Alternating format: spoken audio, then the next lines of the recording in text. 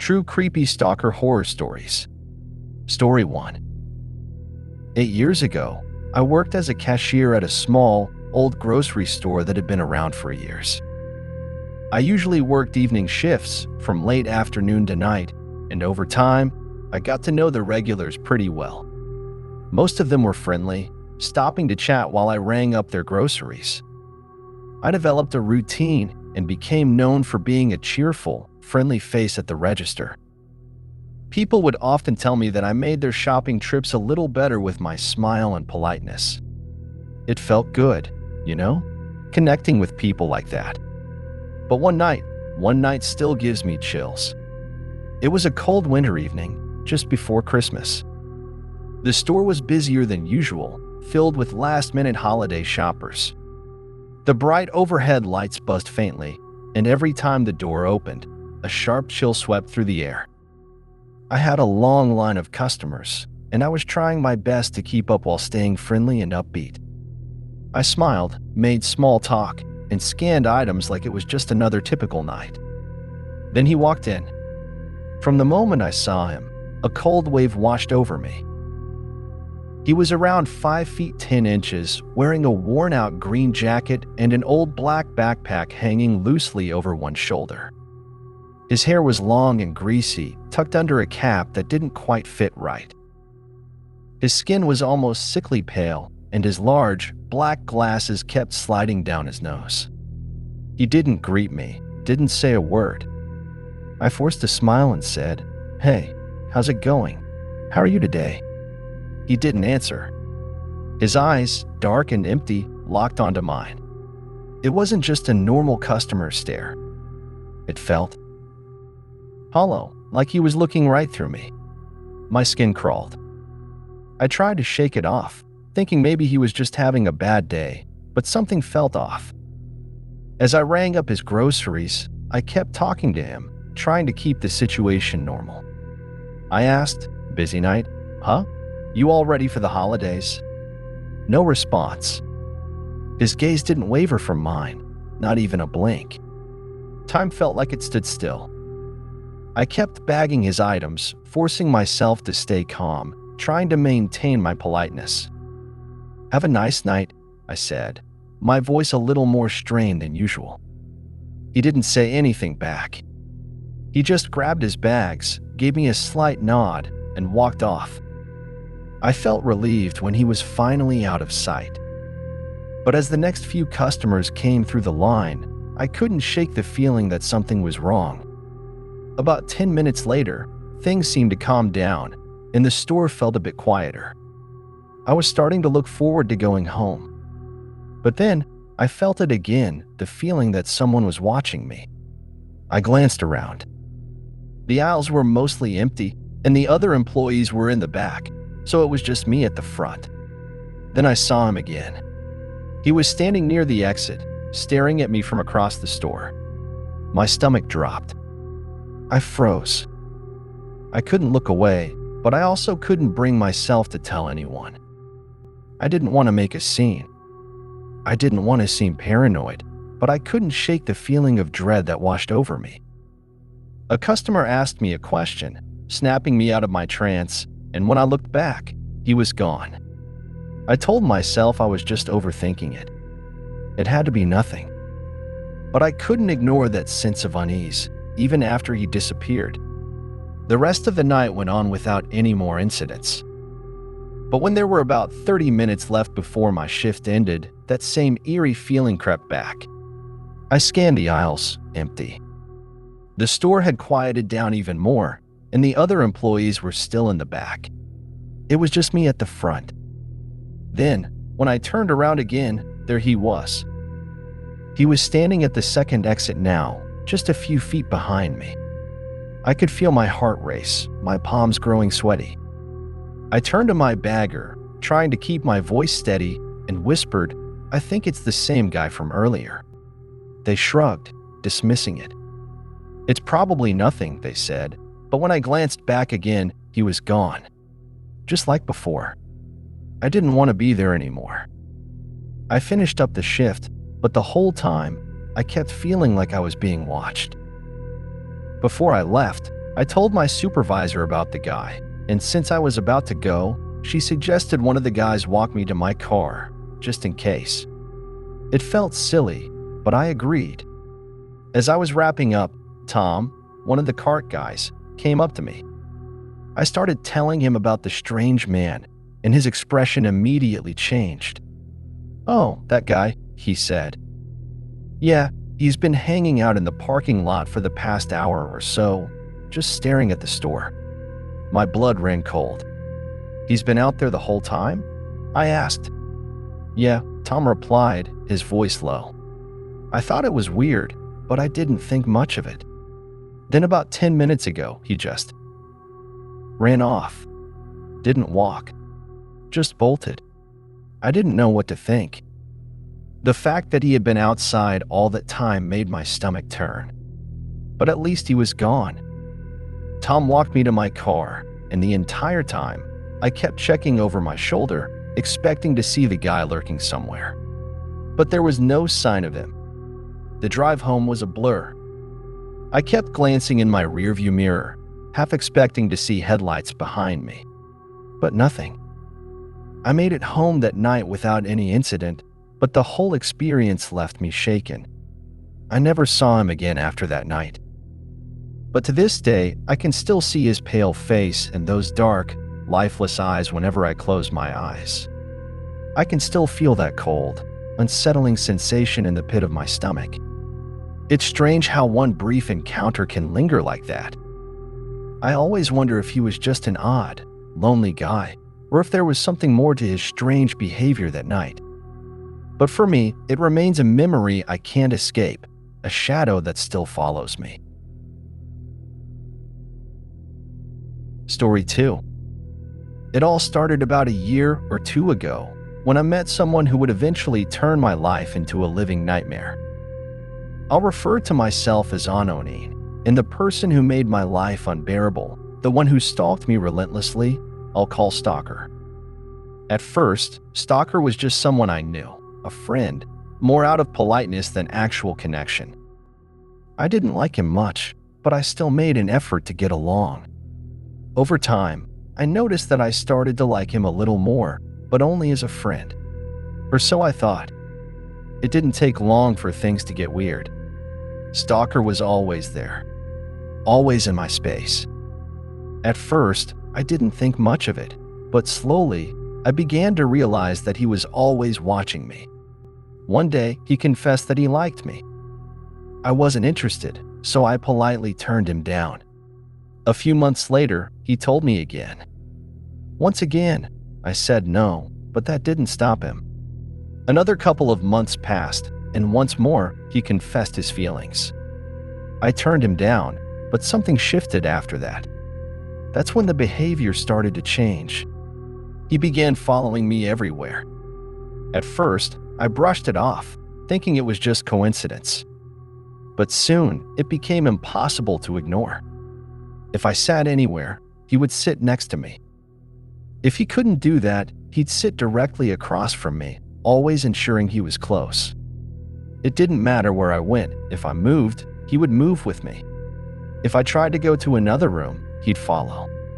It felt suffocating. I tested it. I would walk to one side of the room, only to have him follow me. I'd change rooms, and there he was again. No matter where I went, he was there, like a shadow I couldn't shake. Then came the night I'll never forget. I was walking home alone, and suddenly, I had that horrible feeling like someone was watching me. When I turned around, there he was, Stalker, hiding behind a car, his eyes locked on me. My blood ran cold. I didn't want to deal with him, so I acted like I hadn't seen him, rushing into my house without a word. But I knew I couldn't ignore this any longer. I told my friend Jake everything. Thankfully, he stepped in, helping me for a while. For a month, Stalker left me alone, and I was able to breathe again. But, of course, it didn't last. Stalker came back. At first, he seemed normal again, and I felt a brief sense of relief. But that didn't last either. As months passed, things spiraled out of control once more. By then, I had changed my friend group, becoming close with Chris and Alex. They didn't know anything about what I had been going through with Stalker. Everything seemed peaceful again for a while, but that peace didn't last. Stalker became worse. He started following me again, refusing to let me go anywhere alone. He grew jealous whenever he saw me happy with Chris and Alex. The more I bonded with them, the more he hated it. He tried to isolate me, acting like it was just a coincidence, but I knew it wasn't. It was exhausting. Every time I tried to spend time with Chris and Alex, Stalker would do whatever he could to keep me away. One night, we were all walking home together after a hangout. Stalker always tried to make sure I was the last to go home. He didn't want me walking alone. I started leaving earlier than everyone else, trying to go down a certain street by myself, thinking I'd be safe. But one night, when I turned the corner, there he was again. Stalker had followed me onto the street I thought I could escape down. After that, I couldn't walk home alone anymore. I had to ride my bike everywhere. If I didn't, Stalker would insist on walking me home. It was a nightmare. I told Chris, Alex, and Jake everything. They supported me, but nothing changed. If anything, it only got worse. One day, we were all at a convention, and Stalker followed us there too. Alex, noticing how uncomfortable I was, walked me to my bike. Stalker was with us, and it didn't take long before he started pushing for me to go home with him. I had my bike and needed to go home quickly, but he insisted that I walk with him. Thankfully, Alex stepped in, refusing to let Stalker push me around. "She's in a hurry," Alex said firmly. Stalker reluctantly backed off. But later, I learned something that made my stomach drop. Stalker had lied to Alex. He told him he was taking the train home, but that wasn't true. He was supposed to walk with someone else, but he had been lying the whole time. It felt like I couldn't escape him. He would show up at the most random times. I'd be playing games with my friends, and there he'd be hovering on the sidelines, just waiting for me to acknowledge him. If I wasn't involved in the game, he wouldn't play either. It didn't matter where I was or what I was doing, Stalker was always nearby. The only way I could keep some distance was to keep riding my bike, but that was hard. I felt trapped. I couldn't shake the guilt of not wanting to hurt his feelings, even though I just wanted him to leave me alone. I never asked for this. I never wanted someone to constantly follow me, to force their way into my life. But Stalker is still in it. I still see him, and I try to ignore him as best as I can. Thankfully, my friends help me in any way they can, but it doesn't change the fact that I feel like I'll never truly be free of his presence. The worst part? I can't stop wondering how far he'll go. Will I ever be able to walk home without him tagging along? Will he ever leave me alone for good? Sometimes, late at night, when it's cold outside, I think about that feeling of someone always watching, waiting for me to turn around. And I wonder if this will ever really stop. But deep down, I know that Stalker is still out there, still waiting. And that thought, that I'm never truly safe, keeps me up at night. Story 3. It all began with my first real full-time job after college. I had studied art, but the harsh reality of paying bills pushed me into an administrative role at a company that offered a mix of random tasks. Among the most mundane, yet strangely calming, was my weekly shift in the warehouse. My job was to count and organize inventory, a task that allowed me hours of quiet, solitary work. It was a welcome reprieve from the noise of everyday life, and honestly, I grew to enjoy it. A little solitude never hurt anyone. That's when I first met Tim. He was in his late 40s, a rough around the edges guy who'd been with the company for years. There was something about the way Tim moved through the office, like he knew everyone, and everyone knew him.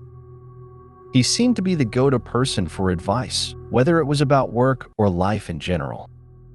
I was new, and he made it a point to offer me help. Small things, like showing me the ropes or explaining the workflow, were his way of making me feel welcome. But looking back, some of the life wisdom he shared should have set off alarm bells. At first, I thought nothing of it. He lived in his mom's basement, which he mentioned often, almost like it was a badge of honor. He had a cat he adored and frequently shared stories of his past life as a Hell's Angel. He even drove big rigs for a living, regaling me with tales of long, lonely hauls across the country. He was just a guy at work, nothing more. But soon, those harmless moments started to pile up. Tim began inviting me to lunch. At first, I thought, why not? It was free food, and he seemed friendly enough. He'd take me to all kinds of hole-in-the-wall places I never would have found on my own, Cuban espresso spots, all-you-can-eat burger buffets, and hidden gems in the city. I was still new to the area, and these outings felt like little adventures. It was exciting to discover new places, and it broke up the monotony of the workday. Tim would always say it was his way of paying it forward, like his friends had done for him when he was younger. It was hard not to feel a little indebted to him for his generosity, even if it was just lunch here and there.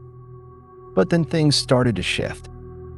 After a few weeks, Tim began showing up at my apartment, uninvited. At first, I chalked it up to him being a little clueless, but well-meaning. He'd knock on my door with a case of beer, asking if I wanted to hang out. I was still polite, even though something about it felt off. I'd let him in, and we'd talk for a while.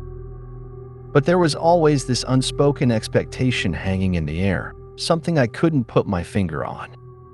Then came the moment I'll never forget. One afternoon, after lunch, we sat in his truck parked in the work lot.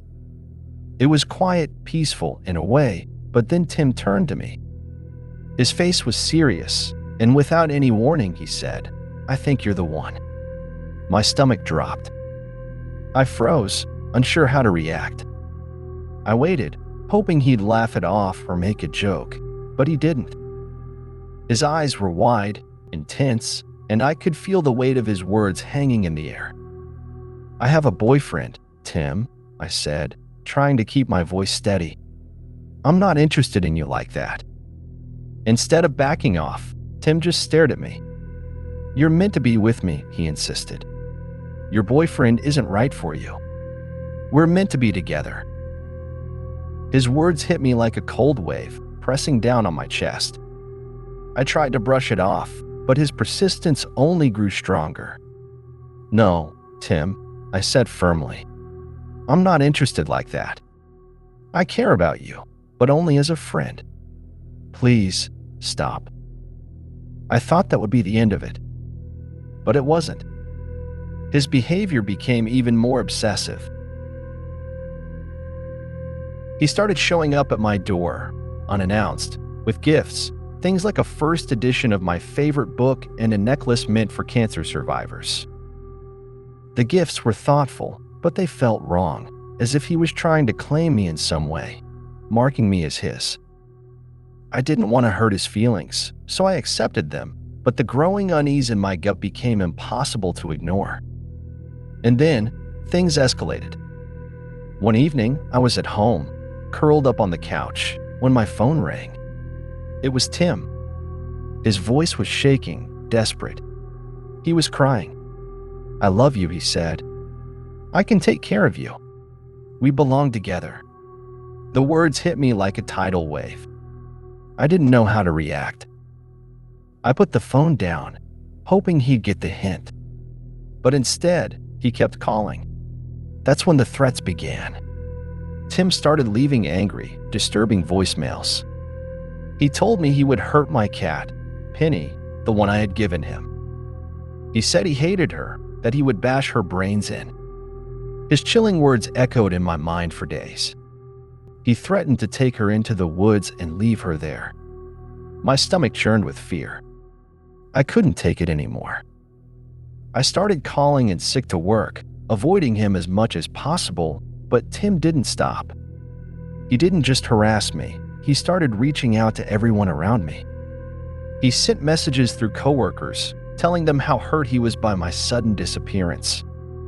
He said I had abandoned him. He even began calling from random phone numbers, and every time I picked up, I'd hear his voice, that sickeningly familiar greeting, "Hello." I'd hang up, my heart racing. But he never stopped. Eventually, I had no choice but to change my phone number. I thought that would be the end of it. But Tim didn't give up. It was as if he had nothing left to lose. A year later, I got a call from him again. Somehow, he had found me. This time, his story had changed. "I found the one," he said, his voice shaky. "I'm finally moving on." Then, he dropped the bombshell. He claimed he was dying, describing some rare illness that only a specific surgery in my state could cure. He begged me to meet him, to say goodbye. And then he added something that made my blood run cold. "My fiancée is pregnant," he said. "We'll both be parents at the same time." I didn't know what to think.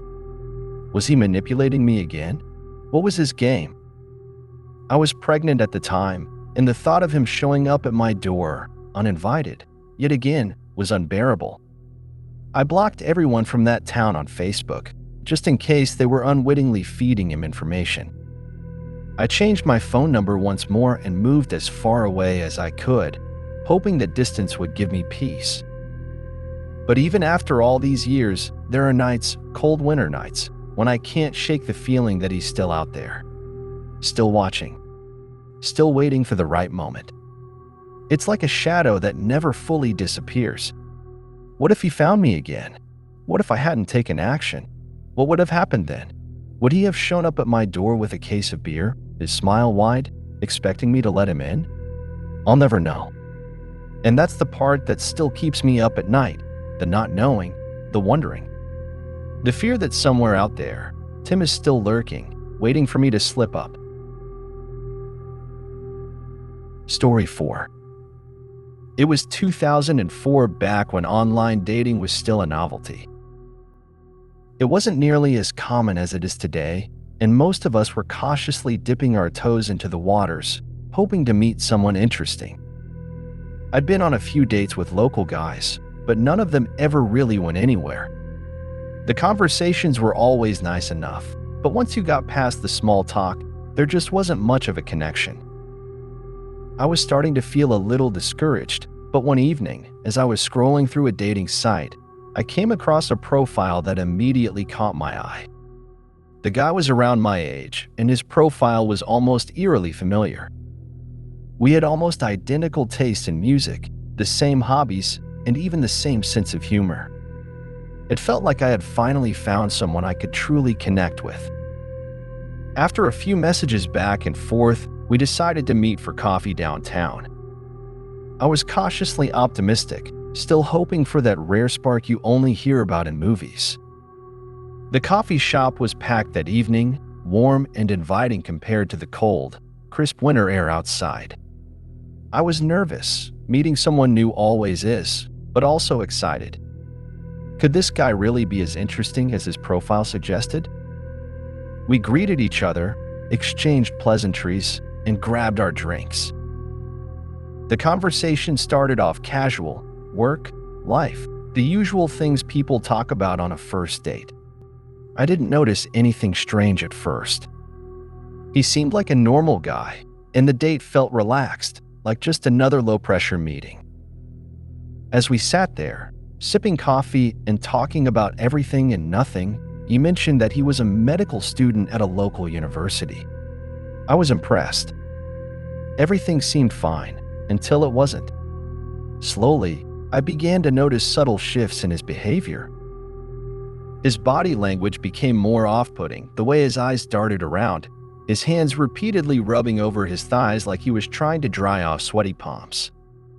At first, I thought maybe he was just nervous, too. After all, meeting someone new can be awkward, right? But as the evening wore on, things started to feel different. When I suggested we head back toward the downtown area, he insisted we go for a walk instead. His voice was quieter now, almost too serious, and it sent a weird chill down my spine. Something about it didn't sit right. We started walking, and I could tell he was tense. His shoulders were stiff, and his hands stayed jammed deep in his pockets. I tried to make small talk, but his responses were short, distracted. He seemed almost distracted, his breathing getting heavier as if he was struggling to keep control of himself. It wasn't until we started walking further away from the downtown area that I began to feel the shift in the air. The streets grew quieter, the crowds thinning out. The wind picked up, carrying the cold, biting chill of winter. The hair on the back of my neck stood up. I knew I had to be careful. It wasn't long before I realized we were drifting further and further away from the main streets, the city's lights growing dimmer behind us. The streets were emptier now, and a sense of unease settled into my chest. I glanced around, trying to keep my composure, but panic was already creeping in. I suggested we turn back toward downtown, but when I began walking in the opposite direction, he reached out and grabbed my arm. "Wait," he said, his voice low and strained. "We need to sit down. There's something important I need to tell you." My heart skipped a beat, and alarm bells went off in my head. Every instinct told me to run, to get away. But by then, we were far enough from the crowds, and I knew there wouldn't be anyone around to help if things went wrong. I tried to stay calm, but my heart was racing. His grip on my arm tightened, and I felt trapped. He guided me to a bench, still holding onto my arm. Something had completely changed in him. The charming, slightly nervous guy I'd met an hour ago was gone. In his place was someone else, someone darker, almost predatory. When he turned to face me, I saw it in his eyes, a cold, calculating look that made my blood run cold. What came next is something I'll never forget. He started talking, but it wasn't anything normal. He told me he'd been watching me for a long time. He knew where I went, where I hung out, which bars I frequented with my friends. He had seen me laughing and talking with people, lurking in the background. He even knew where I lived, where I worked, and when I had class. It felt like I was in some twisted nightmare. And then it got worse. He told me that when he found me on the dating site, he'd studied my profile carefully, mirroring my interests and hobbies so he could get me. I felt my stomach drop. And then he slid his hand from my arm to my thigh. A wave of terror washed over me. I couldn't believe what I was hearing. He'd been stalking me, planning this for God knows how long, and now he was sitting there, acting like this was all part of some sick game. The whole time, I kept nodding, pretending it wasn't a big deal, but inside, I was freaking out. My mind was racing, trying to figure out how to get away. Slowly, I pulled out my phone and discreetly texted one of my guy friends.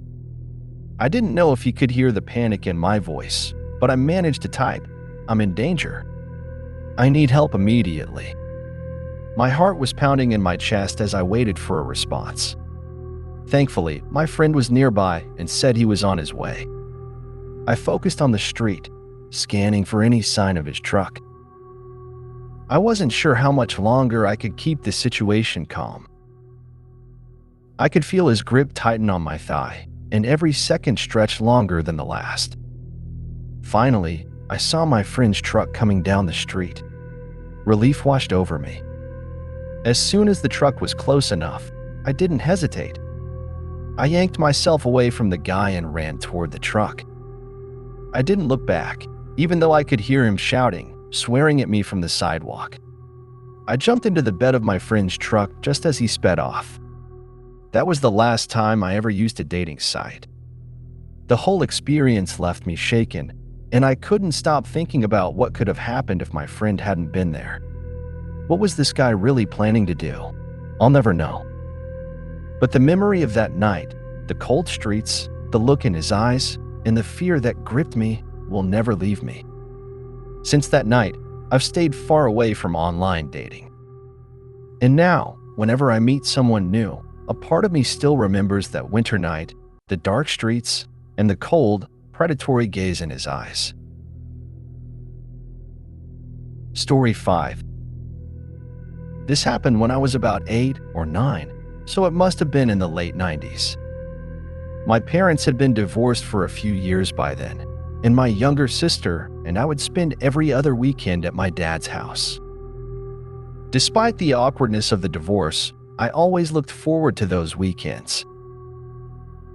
I didn't think much about adult problems back then, but I remember those times as some of the happiest of my childhood. One weekend, Dad introduced us to his new girlfriend, Rachel. She was tall, blonde, and strikingly pretty. He told us she had won some sort of beauty pageant in the past, which made her feel important to me at the time. At first, I liked her. She was friendly, and she had 2 unusual pets, a gray parrot and a raven that could both talk. My sister was completely fascinated by them, and I think that helped us warm up to her quickly. For the first few months, things seemed fine. Rachel was kind to us, and Dad seemed happy. But as time went on, I began to notice things that didn't quite sit right. She would say odd things or act in ways that made me uncomfortable, though I couldn't quite explain why. Eventually, we saw less and less of her. One day, Dad sat us down and told us they had broken up. He was very serious when he said, "If Rachel ever shows up at your school or tries to talk to you, don't go with her. Tell me or a teacher immediately." That warning stuck with me, though I didn't fully understand why Dad was so serious about it, not at first. After the breakup, things started to get strange. Rachel couldn't seem to let go. She began showing up at places we went during our weekends with Dad. Whether we were at the park, out to eat, or running errands, there she was. She would try to talk to us, smiling as if nothing was wrong, but Dad always made sure we stayed close to him and didn't engage. Her behavior escalated. She started calling Dad's house nonstop, crying and yelling on the phone. It got so bad that Dad eventually had to unplug the phone just to get some peace. Years later, I found out how much worse it had gotten. Rachel wasn't just harassing Dad, she was threatening him. She even threatened me and my sister, saying she would hurt us to get back at him. Dad had to get a restraining order, but that didn't stop her. She keyed his car, broke into his business, trashed the place, and stole money he never got back. She even started sending letters to my mom, who had nothing to do with any of it. The worst part, though, was when Rachel sent a letter accusing Dad of being a child molester. I remember that day clearly. My mom sat us down in our room, holding the letter in her hands. She looked more worried than I'd ever seen her. Gently, she asked if Dad had ever done anything inappropriate to us.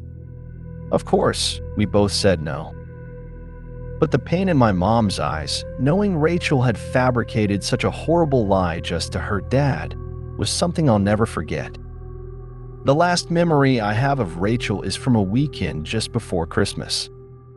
It was a cold, dark evening, and we were staying at Dad's apartment, a small 2-story place. The living room had a huge window that stretched from the floor to the ceiling, offering a clear view of the backyard. There was also a glass patio door next to the window that led outside. That night, the outdoor lights were off, and the backyard was pitch black. We were sitting on the couch, watching TV. My sister and I were snuggled under a blanket, enjoying an episode of Superman. Everything felt cozy and safe until I heard a strange noise, a sharp, scratching sound, like something was clawing at the glass. I froze. My heart began to race as I slowly turned my head to look over my shoulder. All I could see was the darkness outside and the faint reflection of the room in the glass. "Did you hear that?" I whispered to my sister. Before she could answer, Dad stood up, his face tense. He walked over to the patio door and flipped on the outdoor lights. The backyard lit up, and what I saw made my blood run cold. There, pressed up against the glass, was Rachel's face. She was smiling, her blonde hair messy, her eyes wide and unblinking. her hands cupped around her face as she peered into the living room. I screamed. My sister grabbed my arm, pulling me off the couch, and we ran to hide behind Dad, who was standing in front of the patio door. But Rachel didn't move away. She just stood there, staring at us with that unnerving, wide smile. Then she reached for the door handle. My heart felt like it was going to explode. Is the door locked? I whispered to Dad. For a split second, I saw hesitation on his face, just a flicker of doubt. But then Rachel yanked on the handle, trying to force the door open. She jerked it back and forth, pausing every few seconds to look through the glass with that same unsettling grin. She looked completely unhinged. Dad stayed calm, but I could tell he was just as scared as we were. He told us to stay behind the wall where we couldn't be seen and walk toward the door. We begged him not to open it, afraid she might have a weapon or something. But he cracked the door just enough to speak to her, keeping a firm grip on the handle. "What the hell are you doing here, Rachel?" he asked, his voice low and steady. Rachel smiled even wider and tried to act sweet. "I just wanted to see you and the kids. I brought Christmas presents." Dad didn't budge. "You need to leave. If you don't, I'm calling the cops."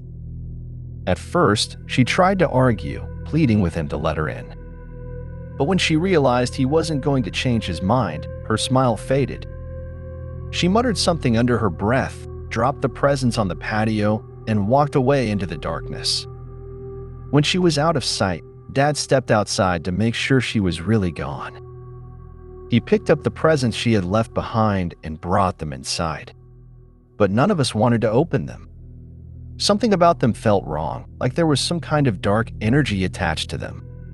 They ended up sitting in the trash, still wrapped. That night, I had trouble sleeping.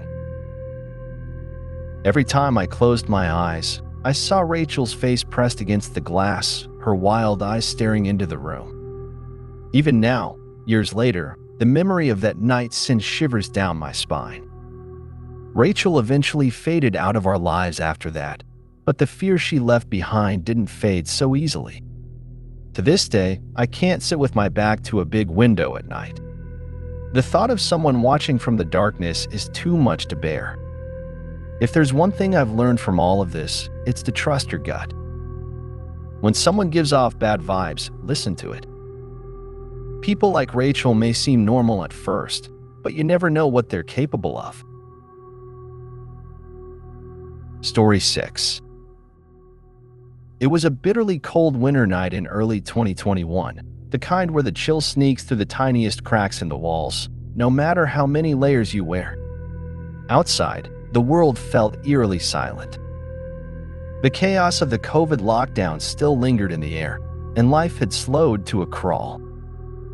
With nowhere to go and everything feeling uncertain, I found myself staring at my computer screen late into the night, trying to stay sane. I was 20 years old, living in the United States, just trying to figure things out in a time that felt utterly unpredictable. Before the pandemic, I'd always had a passion for making YouTube videos. I loved editing, sharing content, and connecting with a small but supportive audience. It wasn't about fame, it was about creating something I could be proud of and finding a little community to be a part of. But with life getting busier before 2020, I had stopped uploading.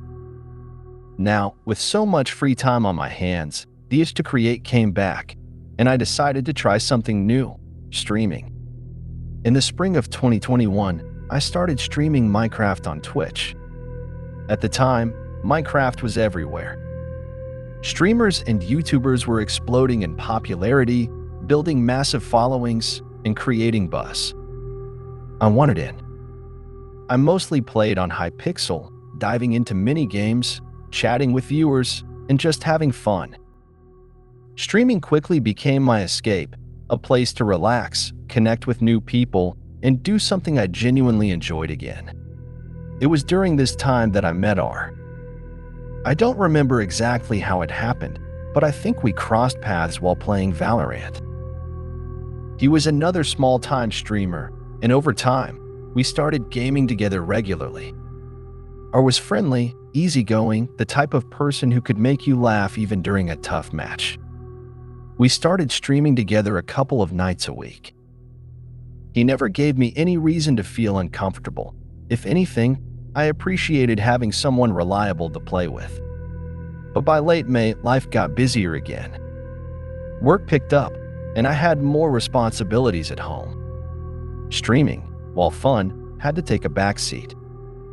I didn't quit outright, but I began streaming less and less until eventually I stopped altogether. And I lost touch, as these things often go. There was no dramatic goodbye. Our conversations just faded away as I focused on other things. Fast forward to the summer of 2022. Life had calmed down a bit, and I found myself reconnecting with old friends from my gaming days, among them B and her boyfriend Jay. I'd met them both while streaming. They were a lively duo. B was the classic Valorant e-girl, charismatic and outgoing, always the center of attention. She had a big following on TikTok and knew pretty much everyone. Jay was quieter but still friendly, the kind of guy who preferred to stay in the background. By this point, I had completely slipped my mind. He was just someone I used to game with, nothing more. So when B told me that I had been messaging her about me, I was taken aback. At first, it seemed harmless. He was just asking if I was back online, wondering if I was streaming again. But when she showed me the messages, my stomach dropped. He wasn't just casually curious. He was obsessed. His texts came one after another, pleading with her to help him reconnect with me. The desperation in his words unsettled me, like it was the most important thing in the world for us to talk again. I tried to brush it off. Maybe he was just lonely, I thought. People were struggling during the pandemic, after all. But the messages didn't stop. In fact, they got worse. Within a day, I went from mildly persistent to outright relentless. He spammed B with hundreds of messages, begging her to give him my contact information. When she didn't respond, he started calling her repeatedly. The sheer volume of his attempts was overwhelming, and that's when things really started to get creepy. He wrote things like, "Please, I need to talk to her," and "You have to let me get in touch with her." B was freaked out, and so was I. I told her to block him, thinking that would put an end to it. She hesitated at first, worried it might escalate things, but eventually she blocked him. For a brief moment, I felt relief. But that peace didn't last. A few days later, I started messaging Jay, trying to reach me through him. Around the same time, B and Jay had a massive argument. I wasn't paying much attention to their fight. It felt like typical couple stuff, but then, in his frustration, Jay decided to lash out at me. He blamed me for their argument and, in a fit of anger, gave her all of my personal information. I didn't find out until it was too late. Suddenly, my phone started blowing up. I was getting friend requests, messages, and notifications from everywhere. I had my Discord, my Valorant username, and all of my social media handles. He flooded me with messages, some pleading, others rambling about how he needed to talk to me. It felt suffocating. Every time I blocked him, he'd just create a new account and start all over again. The worst part wasn't the constant messages. It was the fear. What if he found out where I lived? What if this obsession turned into something worse? I started shutting down my accounts one by one, disappearing from the online spaces I used to enjoy. But even then, the notifications kept coming. Every time my phone buzzed or my computer chimed, my heart would race. I stopped sleeping properly. I was constantly on edge. Our messages were unsettling, bouncing between desperate pleas and strange, almost threatening tones. I never responded. Something deep in my gut told me that acknowledging him would only make things worse. Instead, I tried to fade into the background, hoping that he'd eventually lose interest. Thankfully, after weeks of silence from me, the messages finally stopped. but the experience left a scar. I've always been cautious online, but this took things to an entirely new level. I started using aliases for everything and refused to share even the smallest personal detail with anyone. Looking back, I feel a mix of fear and anger. R wasn't someone I ever considered a close friend, but somehow he turned into a nightmare I couldn't wake up from. His obsession was sudden, intense, and completely unpredictable. It's a harsh reminder that you never truly know someone, even if they seem perfectly normal on the surface. Now, every time I log into a game or open Discord, I think about what happened. The fear has faded, but the memory still lingers, like a shadow I can't quite shake.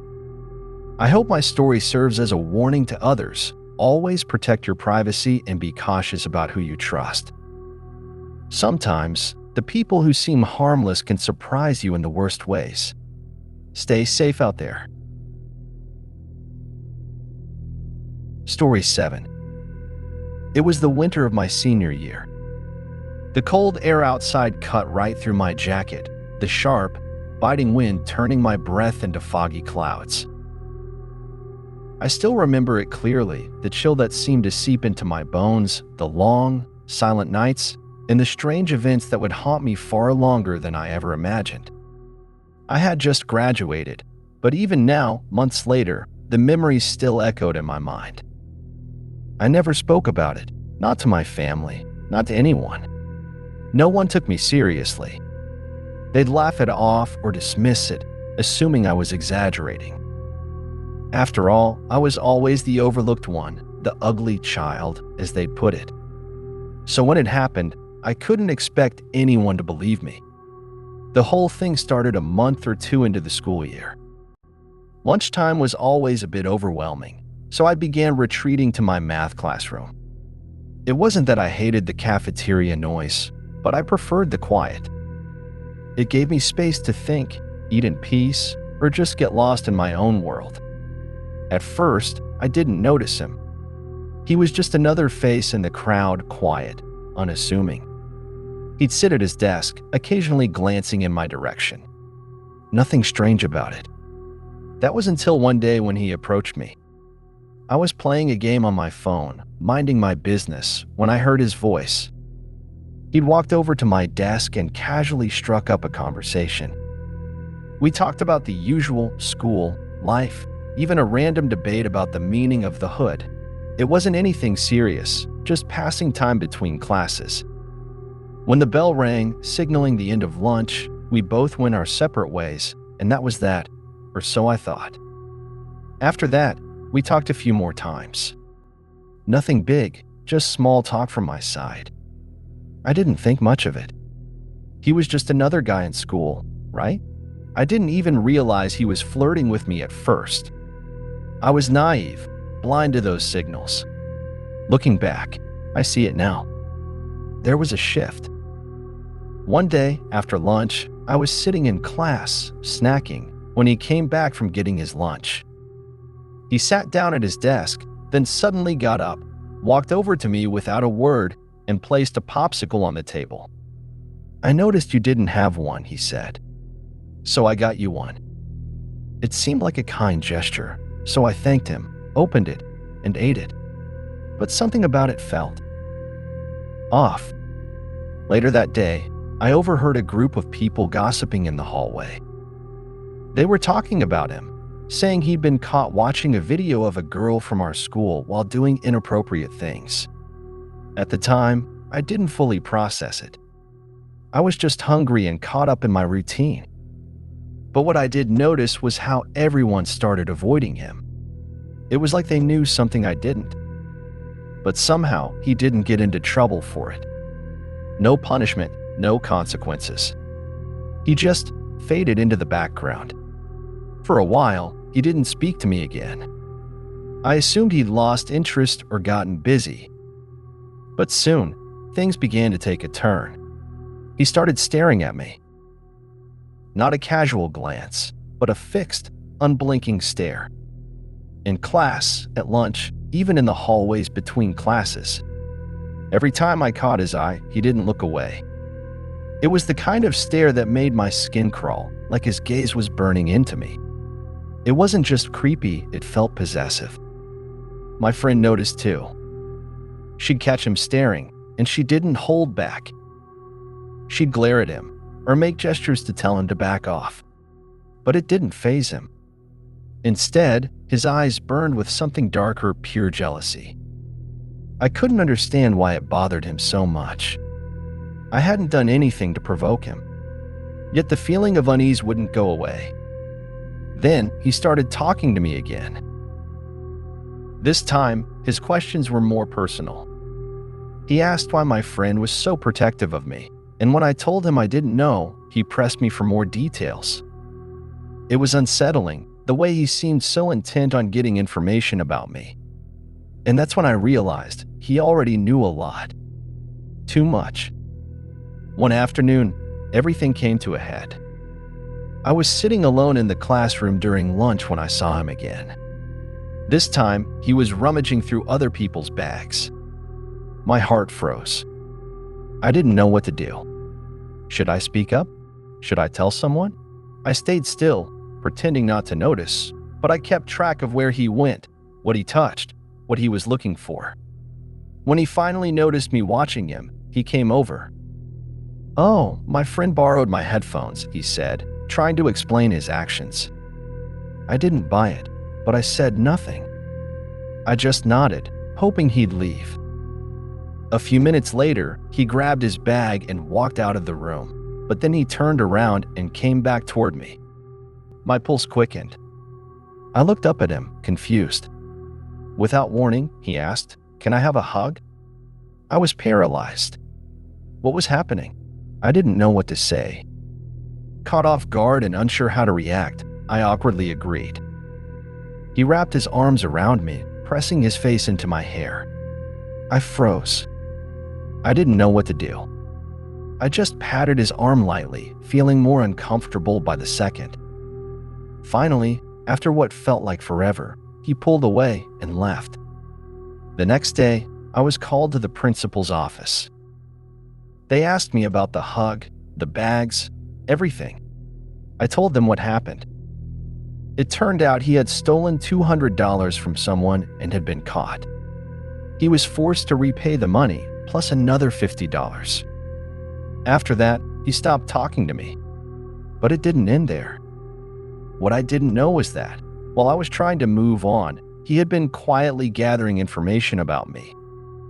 He became friends with people I once trusted, and through them, he learned everything he could about me.